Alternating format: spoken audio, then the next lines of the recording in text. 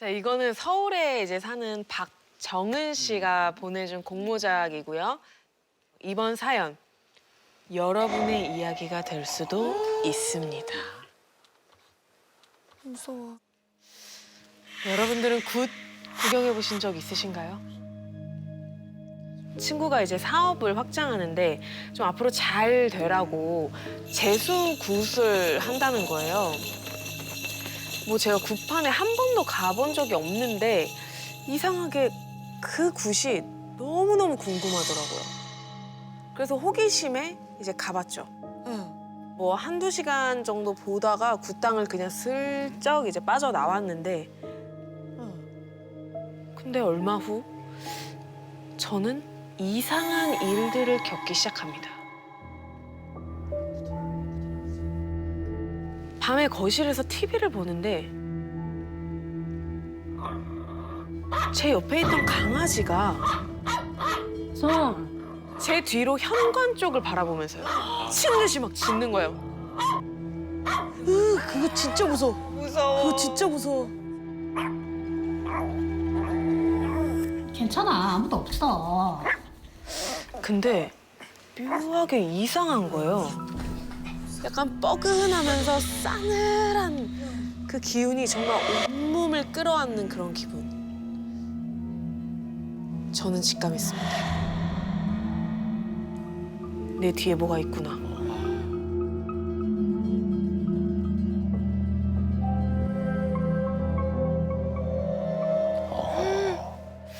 사실 저는 어릴 때부터 귀신을 좀 종종 봤었거든요. 근데 애써 그냥 모른 척 하기로 했어요.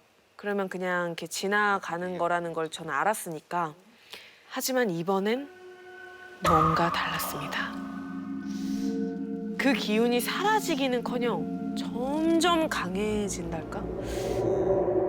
제가 자는 안방에 베란다로 연결되는 창문이 있거든요. 근데 언제부턴가 그 창문으로 누군가 저를 계속 이렇게 주시하는 것 같은 기분이 드는 거예요.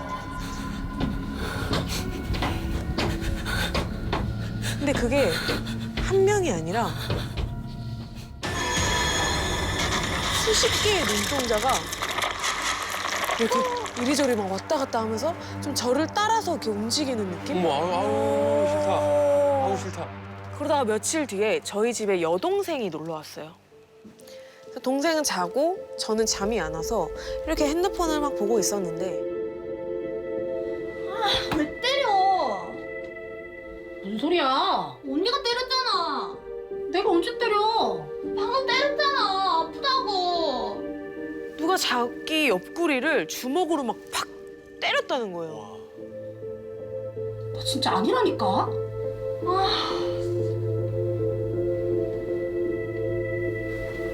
야, 귀신 아니야? 무슨 귀신 타령이야. 나 집 갈래. 짜증나. 동생은 제가 때려놓고서 뜬금없이 귀신 얘기를 한다고 약간 이제 기분이 많이 상해서 집으로 가버린 거예요. 그런데 그 동생한테서 아주 다급한 목소리로 전화가 왔습니다.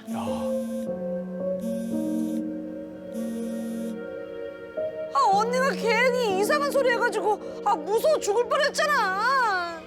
어머. 무슨 소리야.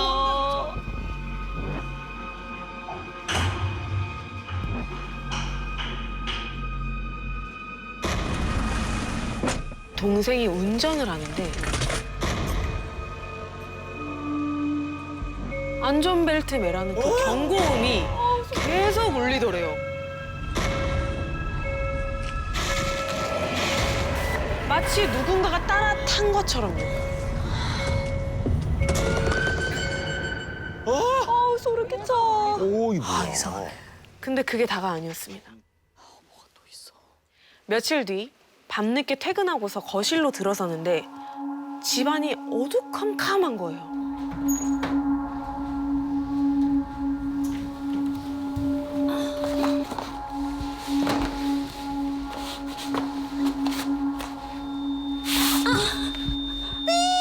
하는 소리가 제 귓속을 찌를 듯이 파고드는 거예요.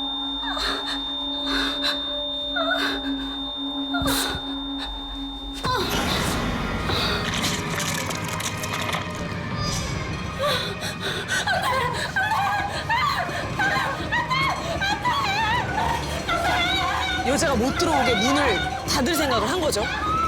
근데 문이 안 닫히는 거예요. 씩 입꼬리를 올리면서 절 비웃던 그 여자가 갑자기 제 양팔을 꽉 붙들더니 칼날 같은 긴 손톱으로 제 팔을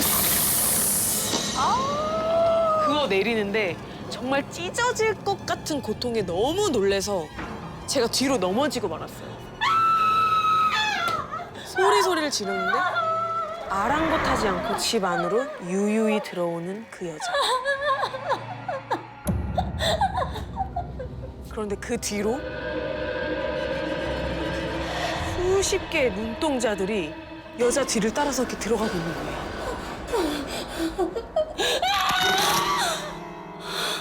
제가 침대 위에 꿈이었던 거예요. 악몽인데 제대로 꿨네. 악몽인데 제대로 꿨어. 그냥 악몽일 거야. 요새 내가 너무 신경을 많이 썼나 보다. 하면서 그냥 애써 그 잔상들을 막 지우려는데 글쎄 제 양쪽 팔에 날카롭게 긁힌 상처가 있는 거예요. 그때였어요. 낑낑거리는 소리에 옆을 보니까 강아지가 거품을 물면서 숨을 막 헐떡이고 있는 거예요. 오, 뭐가... 그래서 곧바로 동물병원으로 달려갔어요. 그랬더니 위염에 장염에 폐렴까지 겹쳤다는 거예요. 갑자기? 고민 끝에 저는 한 법사님께 도움을 청하기로 했어요. 근데 법사님이 현관에 들어서자마자 첫 마디가 이 집에 방울 소리가 들리네. 법사님은 방울 소리가 어디서 나는 건지 찾아야 된다고 집안을 이리저리 둘러봤어요. 저기구만. 그곳은 주방이었어요. 하나, 둘, 마치 뭔가를 막 세는 것처럼 숫자를 읊는 거예요. 그래서 뭘 세는 거지? 지켜보는데 32, 33.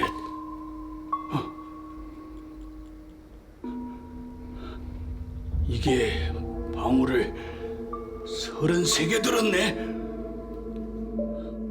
수십 개의 손가락에 방울 끼운 손을 떨면서 쿵쿵쿵 뛰고 있대요.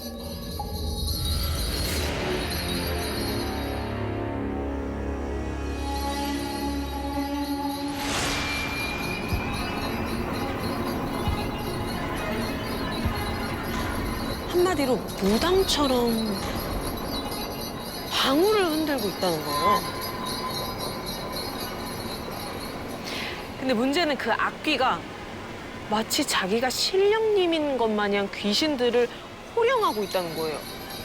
그러니까 제가 본 그 까만 한복의 여자, 수십 개의 눈동자, 그 시선들까지 모두 이 잡신이 불러온 귀신들이었던 겁니다. 소름 끼쳐. 아니 어떻게 그런 귀신이 우리 집에 있지? 소름이 정말 쫙 돋아서 진짜 아무 말도 못하고 있는데 법사님이 저를 힐끗 보면서 이러시는 거예요. 자네 언제 굿한 적 있어? 굿이요? 얼마 전에 굿을 본 적은 있는데. 잘 생각해봐. 거기서 뭐 가져온 거 있지? 거기서 제가 뭘 가져오겠어요? 분명 구판에서 딸려왔어. 굿판이 벌어지면 얻어먹을 거 없나 하고 잡기들이 이렇게 막 몰려드는데 잡기들 중에서도 제일 힘센 악귀 하나가 절 따라왔다는 거예요. 오, 이 뭐야? 법사님은 이 악귀를 실어온 물건이 분명히 있을 거라면서 반드시 그걸 찾아서 없애야 된다. 그렇지 않으면 계속 이 귀신 소굴에서 살아야 한다는 거였죠. 그렇게 법사님을 보내고 지난 일을 가만히 되새겨 보는데 문득 잊고 있던 기억 하나가 떠오릅니다.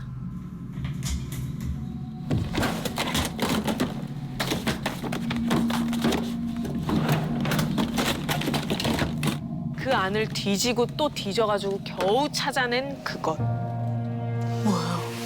뭐야? 바로 꼬깃하게 접은 10,000원짜리 한 장. 돈을 갖고 왔어? 그렇습니다. 제가 그 굿당에서 돈을 받아왔던 거예요. 그날 제가 굿당에서 빠져나오려는데 그 시중 드는 아주머니 한 분이 제게 제사상에 있던 10,000원짜리 지폐 하나를 내밀더라고요. 이거 복돈이니까 잘 갖고 있어. 절대 쓰면 안 돼.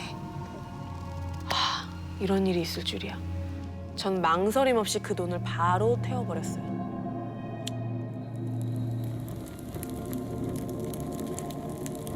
정말 그 돈 때문이었을까요? 거짓말처럼 귀신은 보이지 않았고 집안 곳곳 그 소름 끼치는 시선들도 더 이상 느껴지지 않았습니다. 그 후로 전 늘 이 이야기를 해요. 함부로 굿판에 가지 마라.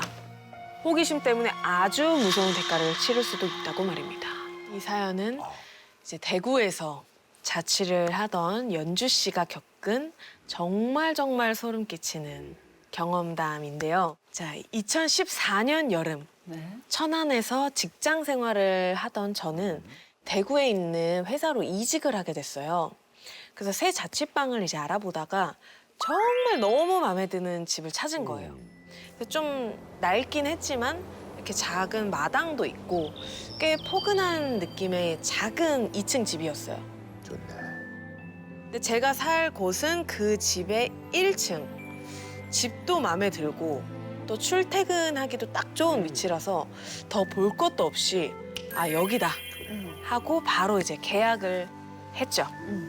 근데 제가 놓친 게 있었습니다. 덕 팀장님, 그게 뭘까요? 뭐지? 집 월세? 풍수지리? 집 구할 땐 낮에만 볼 게 아니라 밤에도 봐야 된다는 거. 밤에 봐야 돼요. 예. 이제 들뜬 마음으로 이삿짐까지 다 옮겼는데 이제 낮에는 그렇게 아늑하고 따뜻했던 집이 해가 이제 떨어지고 나니까 분위기가 싹 달라지는 거예요.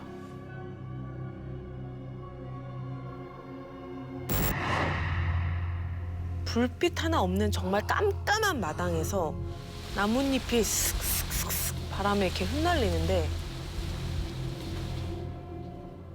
뭔가 으스스하고 약간 이상하게 소름이 돋는달까?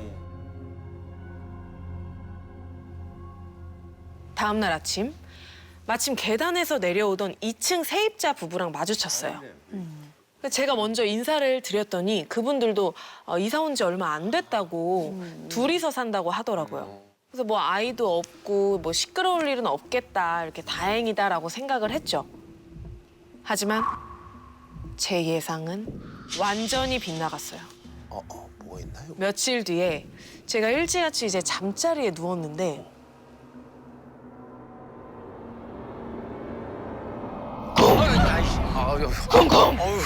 아우 나 이거 너무 쾅!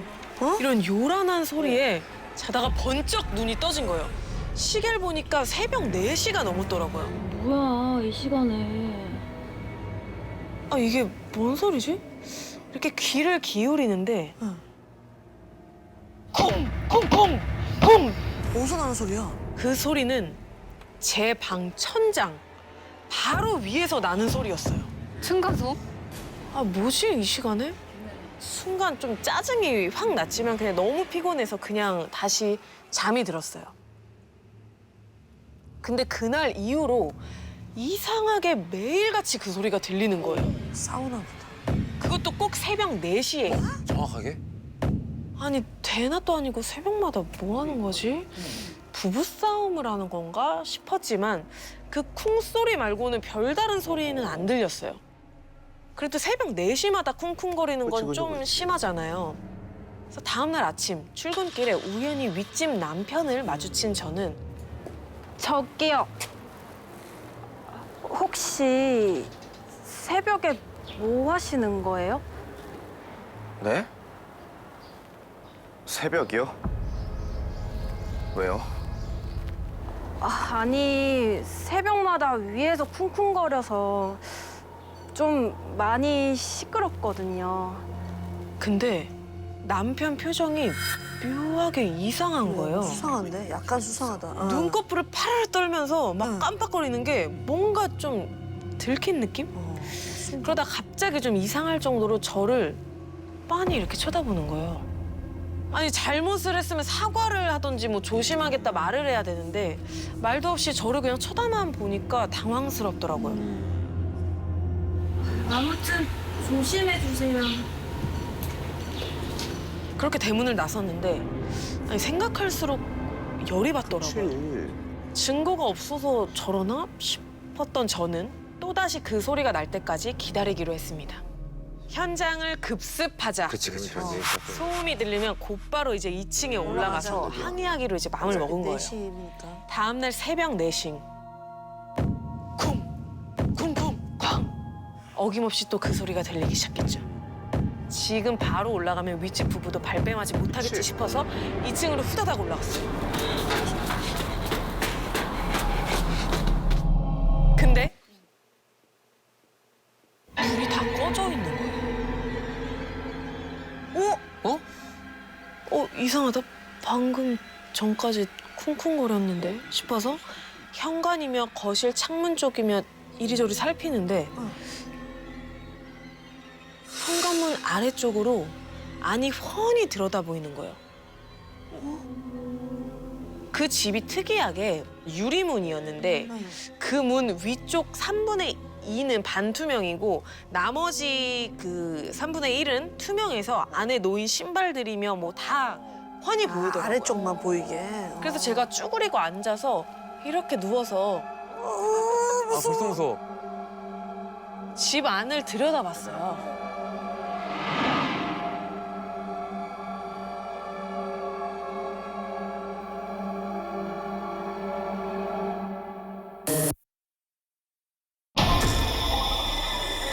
번뜩이는 두 눈과 딱 마주친 거예요.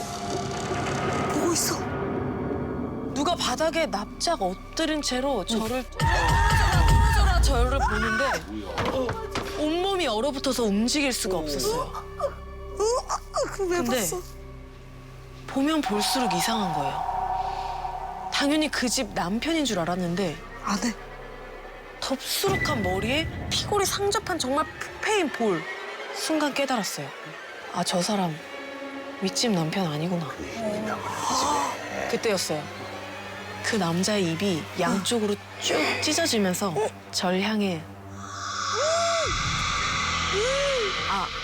이 남자한테 잡히면 큰일 나겠다. 저는 집 밖으로 미친 듯이 뛰어나갔어요. 2층 계단을 뭐 굴렀는지 뛰었는지 기억이 안 날 정도로 정말 정신없이 뛰다가 다행히 저 멀리에 파출소가 보이더라고요.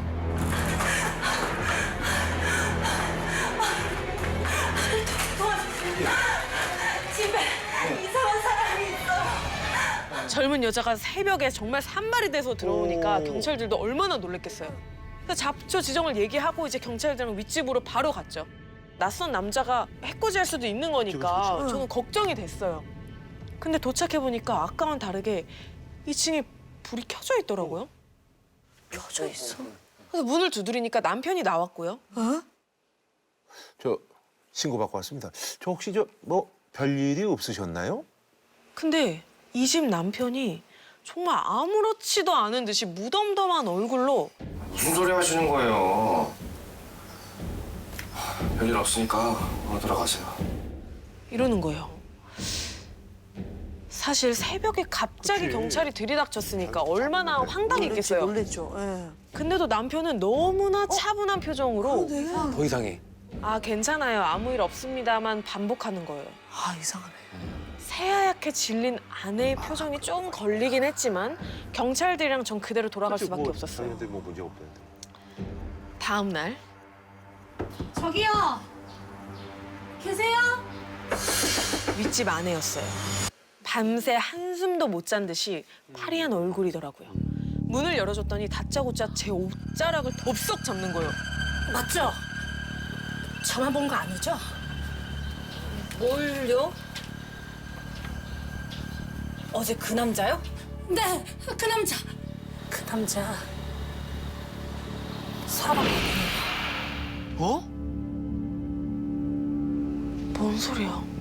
사람이 아니라니 그럼 귀신이라는 건가?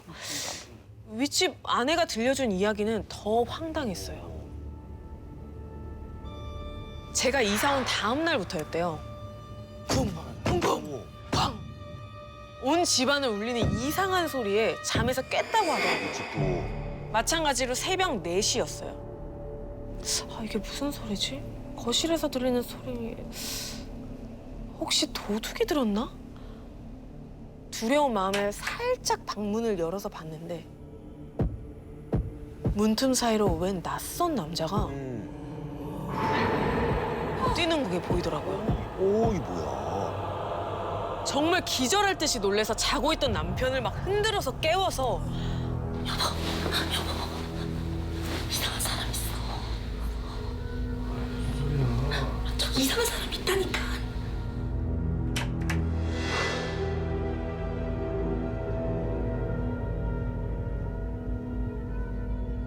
무슨 소리야? 아무도 없잖아. 그 사이에 남자는 사라지고 없고 귀신이 아닐까라는 생각이 들었어요. 남편을 못 봤구나. 근데 처음에는 남편이 자기 말을 안 믿더래요. 그러다가 저까지 쿵쿵 소리가 난다고 하니까 이사를 가자고 하더라고요. 근데 마침 밑집에서 그러니까 제가 경찰이랑 찾아왔을 때 모른 척 했던 거는 소문이 퍼져서 다른 세입자가 안 들어올까 봐. 이상하게도 나름대로 또 그랬던 사람이네. 오. 그치. 네. 솔직하게 말 안 해서 미안해요. 근데 아셔야 할 것 같아서요. 그 남자 한 곳에서만 뛰어요. 아가씨 방 바로 위. 그 자리에서요. 솔직히 어이가 없더라고요. 분명히 제 두 눈으로 똑똑히 봤는데 어떻게 사람이 아니라 귀신이라는 건지. 게다가 귀신이 내 방 위에서만 뛴다? 왜 거기서만 뛰지? 전 코웃음 친 걸 후회하게 됩니다. 한동안 저는 정말 귀마개를 끼고 자면서 쿵쿵 소리를 무시하기로 했어요. 윗집 부부가 이사 가면 괜찮아지겠지 생각만 했던 거죠. 그렇게 며칠 뒤에 윗집 부부는 정말 이사를 했고 정말 홀가분하게 아 이제 해방이다. 끝났다 싶은 마음에 그날 밤은 거실 소파에 들어 누워서 영화나 보자 생각했죠. 밤 늦게까지 영화를 보다가 잠이 들었는데 또다시 윗집에서 들리던 그 소리가 또 들리는 거예요. 근데 이번엔 뭔가 달랐어요. 위층이 아니라 어디야? 바로 옆에서 들리는 거예요. 옆에서. 소름. 점점 가까워지는 소리에 정말 온몸에 털이 바싹바싹 곤두서기 시작했어요. 가까워진대. 어떻게? 눈도 못 뜨고 정말 가만히 소리에 정말 귀를 기울이고 있는데 쿵, 쿵, 쿵. 쓱은 뭐야? 또 쓱은 뭐야? 바닥에 묵직한 뭔가 이렇게 쓸리는 소리가 나는 거예요. 근데 저는 이런 소리가 없었는데? 그때 제 머릿속을 스친 윗집 아내의 한마디. 그 남자 바람 쪽이 없어요. 그 남자 한쪽 발이 없어요. 설마 하는 생각에 눈을 슬며시 떠보니까 한쪽 다리로 휘청이면서 쿵, 그러다 쾅 바닥에 넘어지더니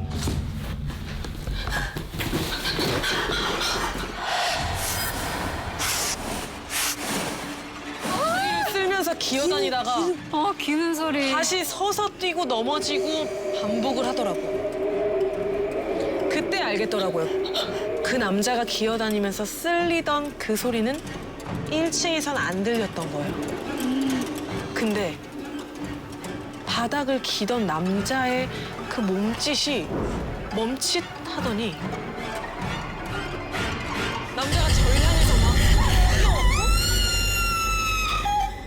놀란 저는 정말 도망치듯 그 집을 빠져나왔어요.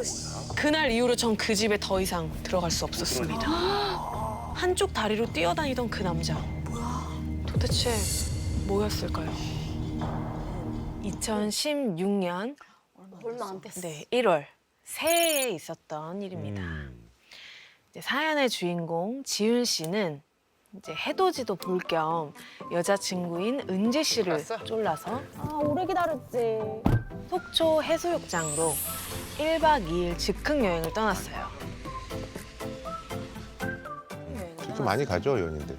근데 도착하고 보니까 이제 새해 성수기여가지고 뭐 펜션, 모텔, 뭐 방이 없는 거예요. 이제 해수욕장을 좀 빠져나가려고 하는데 이런 데도 모텔이 있네? 해수욕장에서 조금 이제 떨어진 곳에 모텔이 하나 이렇게 덩그러니 서 있는 거예요. 비주얼은 조금 약간 여인숙에 더 가깝긴 했는데 남는 방이 있다고 하더라고요. 들어가 봤더니 와, 옆방 그 투숙객 숨소리까지 들리는 정말 아주 낡은 방이었어요. 그냥 밥부터 먹으러 갈까? 그래서 미안해진 이 지윤 씨가 근처 고깃집에 갔어요. 근데 너무 맛이 없는 거예요. 아이고야. 그래서 이게 더 짜증나. 왕이야. 지윤 씨는 좀 어떻게든 이 살벌한 분위기를 조금 수습을 해보려고 뭐 애교도 부렸는데 아, 왜 그래? 재밌게 놀다 가자. 아니 이럴 거면 그냥 서울 갈 걸 그랬어. 왜 그래? 좀 나. 무서워. 갈 거면 가, 안 잡아. 내가 못 갈 것 같아? 그래서 결국에 이제 두 사람이 서로에게 좀 빈정이 상해서 숙소로 돌아왔어요. 이제 와서도 침대에서 이제 서로 등 돌리고 누워서 이제 휴대폰만 이렇게 만지작 하다가 지윤 씨가 이제 먼저 잠이 든 거예요. 근데 한 얼마나 잤는지 이제 살짝 잠이 깬 지윤 씨가 무의식 중에 옆자리를 이렇게 더듬었는데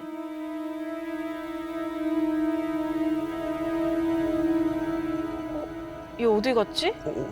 옆에 있어야 할 은지 씨가 사라진 거예요. 그때 밖에서 은지 씨가 누구랑 이렇게 대화하는 듯한 소리가 들리더라고요. 잠이 확 깬 지윤 씨가 이제 대화 소리가 들리는 문을 향해서 이제 살금살금 걸어갔죠.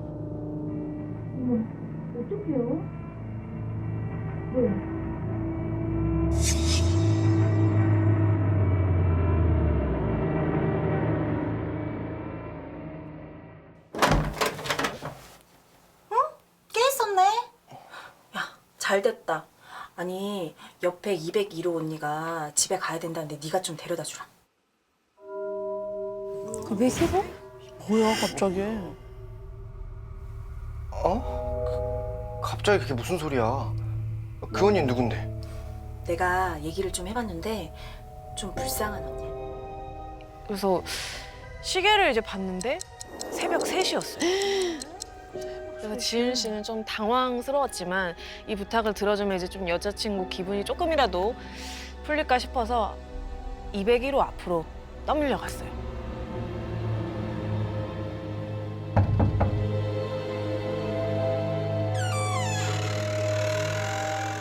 정말로 어떤 여자가 태연하게 밖으로 나오는데 그 새벽에 짙게 빗어내린 긴 머리에 빨간 원피스까지 차려 입은 거예요. 그리고는 뭐 밤중에 불러내서 미안하다, 고맙다 이런 말 한마디 없이 조수석에 당연한 듯 쓱 앉더라고요. 주소 좀 불러주세요. 내비 찍게. 말로 설명할게요. 출발하시죠. 지훈 씨는 솔직히 좀 짜증 났지만 여자친구가 부탁한 거니까 일단 참았죠.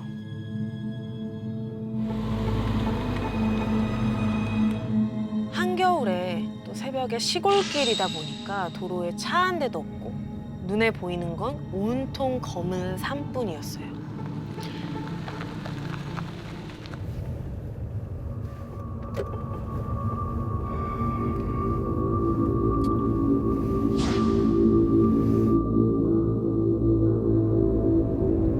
찾았어요.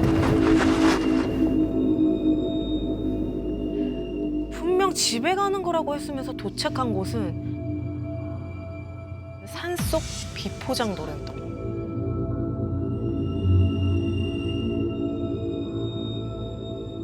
당황한 이 지훈 씨는 여기가 어딘지 확인하려고 이제 지도 앱을 뒤졌어요. 근데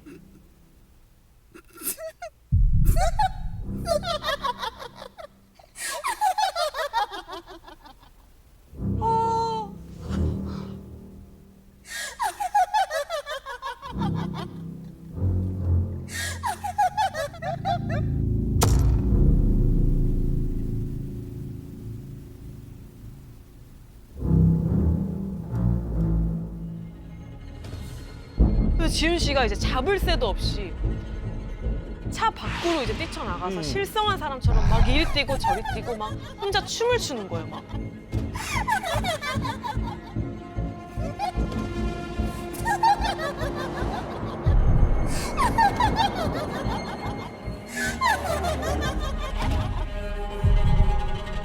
갑자기 그 여자가 지훈 씨를 똑바로 탁 쳐다보면서 마치 일이 오란 듯이 손을 뻗으면서 한 걸음, 두 걸음 다가오기 시작했어요.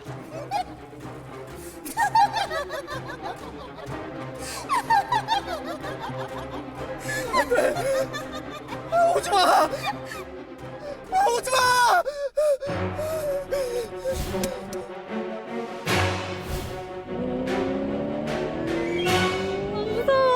영화 같아. 막 차가 막 나무에 막 긁히고 막 난리 난 것도 모르고 목텔로 막 달려갔어요. 근데 방으로 돌아와 보니까 여자친구인 은지 씨가 뭐 하고 있어요?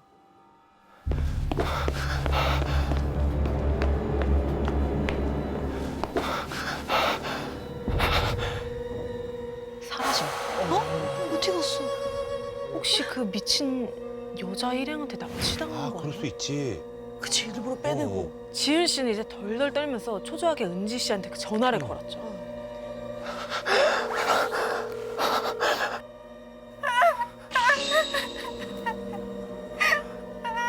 은지야, 너 지금 어디야? 너 지금 어디야?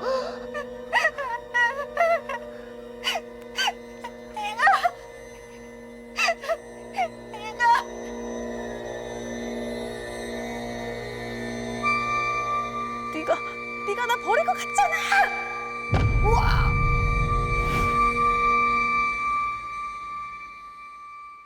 이게 무슨 말일까요? 자, 이제부터는 제가 은지 씨 이야기를 은지 들려드리도록 시작으로. 하겠습니다. 와, 이거 대박이다. 꽤 있었네. 좀 불쌍합니다. 옆에 201호 언니가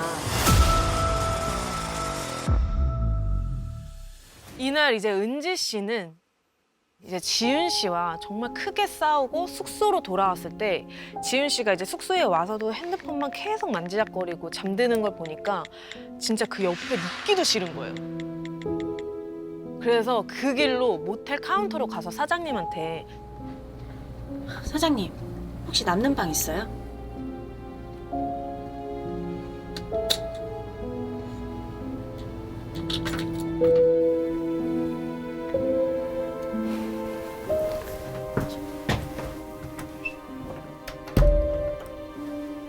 그러니까 201호에 머무르고 있던 건 바로 은지 씨였던 거죠.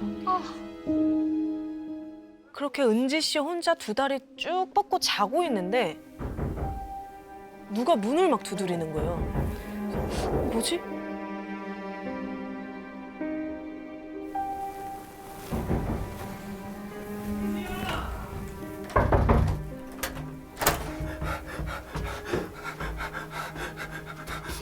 급한 일 있으니까 지금 당장 가야 돼.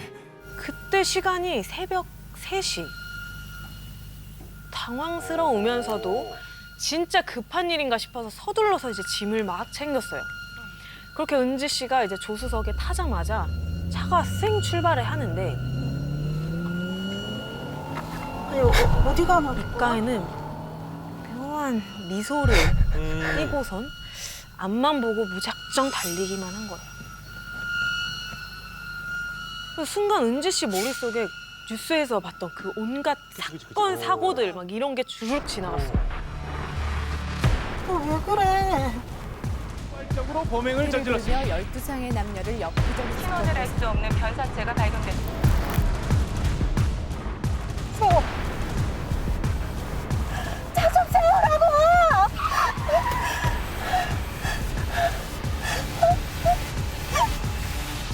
은지 씨가 너무 무서워가지고 무작정 그냥 차를 세우라고 소리친 거예요. 그리고 차가 이제 서자마자 문을 박차고 이제 어둠 속으로 그냥 도망을 친 거예요, 은지 씨가. 그렇게 달아나다가 뒤를 돌아봤을 때 은지 씨는 멈춰설 수밖에 없었어요. 뭐지? 지은 씨가 꼭 귀신이라도 본 표정으로 공포에 차가지고 핸들을 잡고 있는데 금방이라도 은지 씨를 버리고 가버릴 것 같은 거예요. 그러면 이 산속에 혼자 남는다는 생각에 은지 씨가 다급히 차로 달려갔죠. 하지만 지은 씨는 이 쫓아오는 은지 씨를 내버려두고 막 비명을 지르면서 달아난 거예요.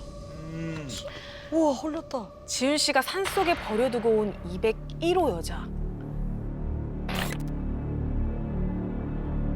그 여자가 사실은 여자친구인 은지 씨였던 거죠.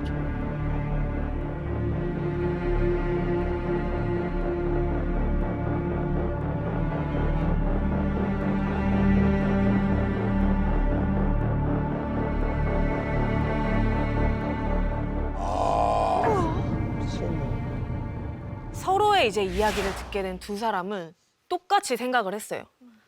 아, 홀렸구나. 이 커플에게 있었던 일 어떻게 설명할 수 있을까요?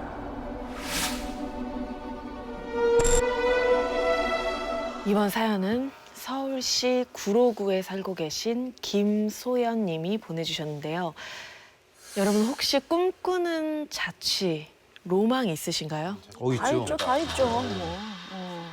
저는 큰 창이 있는 복층에 대한 로망이 있었는데요. 너무 좋다. 지금으로부터 6년 전인 2016년의 어느 날 서울 구로구의 한 복층 오피스텔로 이사를 가면서 그 꿈을 실현하게 됐습니다. 원래 친구와 같이 살던 저는 이제 집 계약이 끝나고 복층에서 혼자 자취를 시작하게 됐어요. 집 1층에 식탁이랑 책상이 옵션으로 있어서 자연스럽게 거실 겸 서재로 이제 사용을 하고 2층에다가 매트리스를 올려놓고 침실로 사용하기 시작했어요. 그렇게 이사 첫날 짐 정리를 다 하고 새벽이 되어서야 저는 겨우 제 몸을 매트리스 위에 누일 수 있었습니다.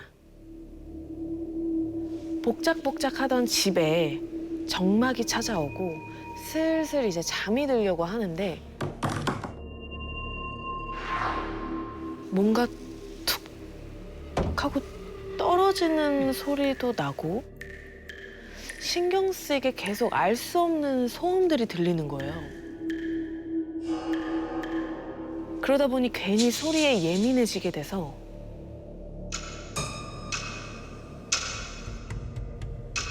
이 시계 소리도 오늘따라 더 크게 들리는 것 같았죠. 하루 종일 이사하느라 몸은 지쳐 있는데 또 잠들려고 하면 그 소음 때문에 또 깨고, 이 상황이 계속 반복되다 보니까 저도 점점 짜증이 나기 시작했어요. 그런데 그때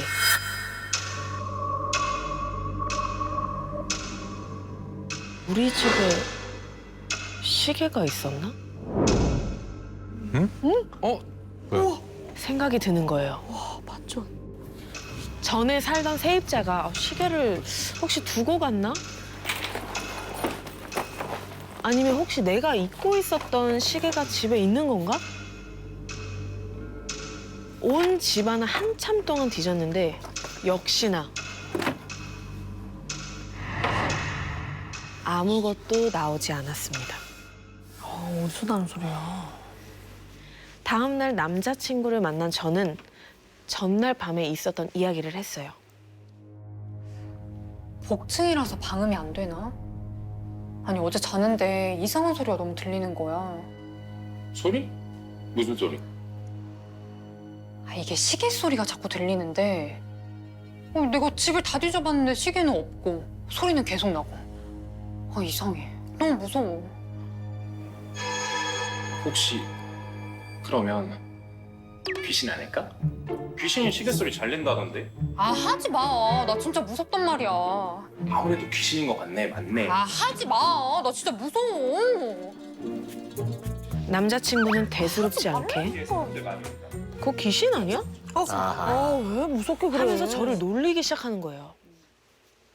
그 말을 듣고 어떻게 혼자 그 집에서 잘 수 있겠어요. 결국 남자친구가 저희 집에서 며칠 동안 같이 있어주기로 했죠. 막상 올라가자. 그렇게 집들이 겸 맛있는 것도 차려 먹고 영화도 보고 어젯밤에 무서운 일은 잊고 남친과 함께 즐거운 저녁 시간을 보냈어요. 내일 출까? 응, 내일 치우자. 다시 밤이 찾아오고 저희는 2층으로 올라갔어요. 누워서 한참을 대화를 하다가 남자친구가 먼저 잠이 들고 잠이 안 오던 저는 핸드폰으로 게임을 하고 있었어요. 근데 그때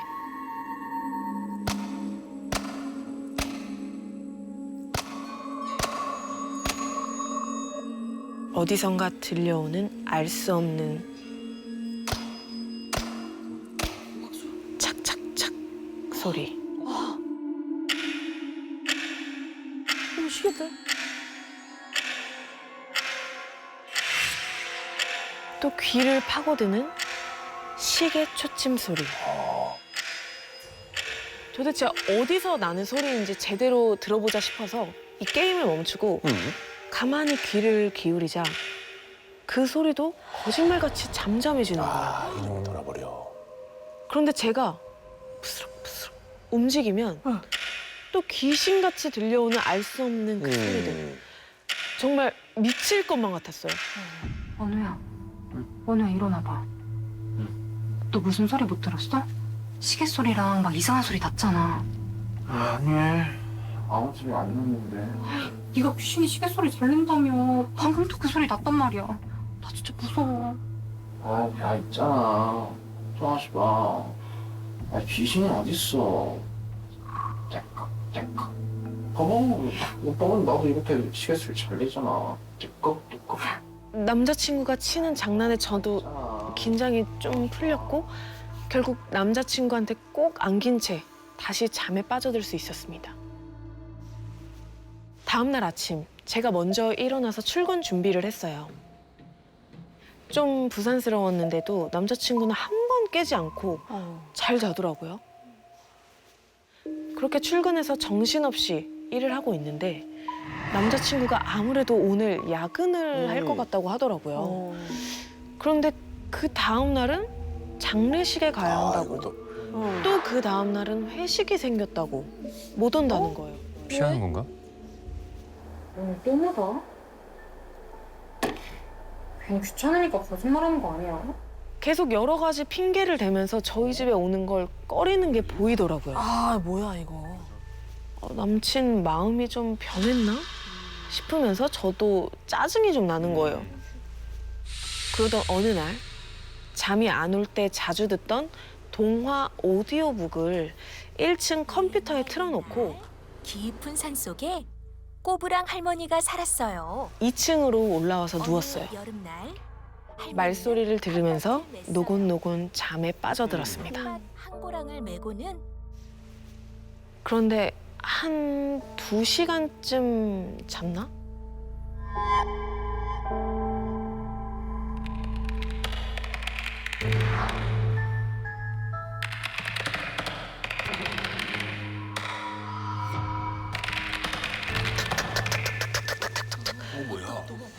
키보드 눌리는 소리가 들리는 거예요. 뭐야? 누가 왔다. 더 무서운 건 그 키보드 소리에 맞춰 오디오북의 같은 구절이 계속 반복 재생되고 있었어요. 새엄마는 백설공주의 얼굴을 난도질하기 시작했습니다. 백설공주의 얼굴을 난도질하기 시작했습니다. 얼굴을 난도질하기 시작했습니다. 얼굴을 난도질하기 시작했습니다. 뭔가 이상한 대사에 소스라치게 놀란 저는 바로 1층으로 내려갔어요. 그리고 컴퓨터엔 제가 틀지 않은 잔혹 동화 오디오북이 켜져 있었습니다. 다른 영상이 자동 재생됐나? 아무리 그렇다고 해도 한 번도 보지 않았던 잔혹 동화가 왜 틀어져 있지? 찜찜한 기분에 다시 오디오북을 못 틀겠더라고요. 결국 2층으로 올라와서 침대에서 이리저리 뒤척이면서 뜬 눈으로 밤을 새고 있는데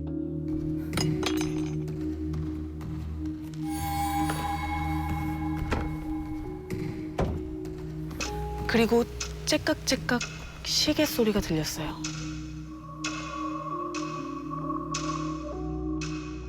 아, 또 시작이구나. 그런데 처음에는 1층 쪽에서 들리던 그 소리가 점점 저에게 가까워지는 거예요. 더 가까워지고 점점 더 다가오더니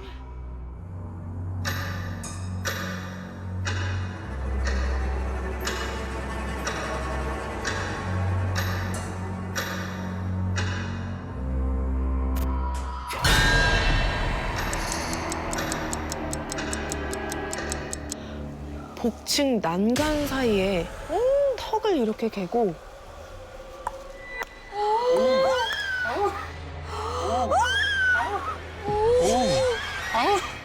그 여자는 제가 누워있던 매트리스를 확 잡아 끌었어요.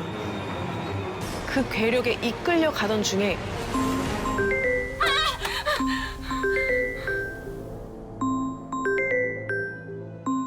전화벨 소리를 듣고 잠에서 깼습니다. 꿈이네. 다행이다. 다행이다. 꿈이다, 꿈. 전화기를 보자 남자친구에게서 전화가 걸려오고 있었습니다.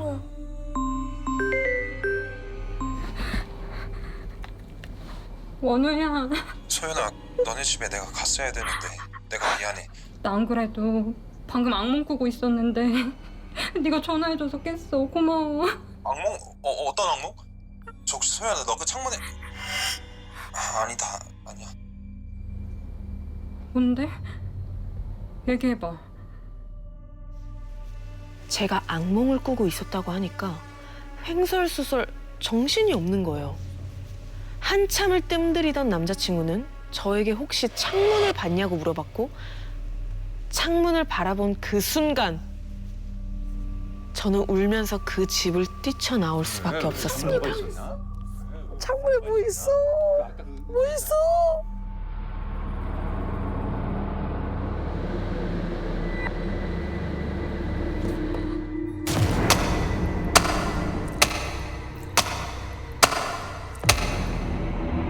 사람이 닿을 수 없는 높이의 손바닥 자국이 사방으로 잔뜩 찍혀져 있었어요. 정신없이 잠옷 차림으로 뛰쳐나와 남자친구를 밖에서 만났을 때 너 어떻게 알았어? 나 사실 그날 봤었어. 저는 더 충격적인 이야기를 들었습니다. 남자친구가 저희 집에서 잤던 날 놀란 저를 재워주고 곧 본인도 잠이 잤잖아. 들었대요. 네. 그런데 어디선가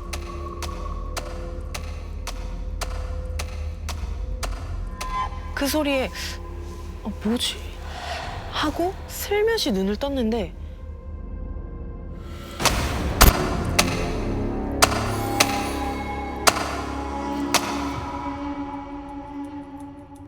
남자친구는 너무 놀라서 숨죽인 채로 이불을 덮어 쓰려고 하는데 실수로 그랬더니 그 여자가 남자친구 쪽으로 고개를 돌리더니 엄청나게 빠른 속도로 남자친구 바로 위쪽 천장까지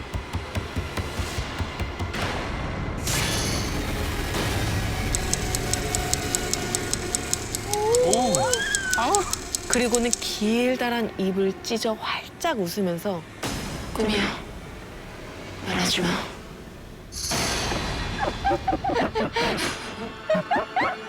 그 상태로 남자친구는 바로 기절을 해버렸고 다음날 아침까지 제가 출근하는 소리를 듣고도 일어나지 못했대요. 겁먹어가지고 눈을 못 떴구나. 넌 어떻게 그 여자를 봤으면서 나한테 얘기를 안 해줄 수가 있어? 같이 있어주지도 않고. 아니, 너 집 계약도 한참 남았고, 아니, 근데 이 얘기하면 너무 무서워할 것 같아서 그래서 얘기 못했어. 저는 그 길로 복층에 있던 짐을 다 옮겼어요. 그리고 몇 개월 동안 월세랑 관리비만 내면서 빈 방으로 방치를 하다가 방을 뺐습니다. 당연히 그래야지. 이 째깍째깍 시계 소리를 내며 절 주시하고 있었던 그 여자. 도대체 그 여자는 저에게 뭘 경고하고 싶었던 걸까요?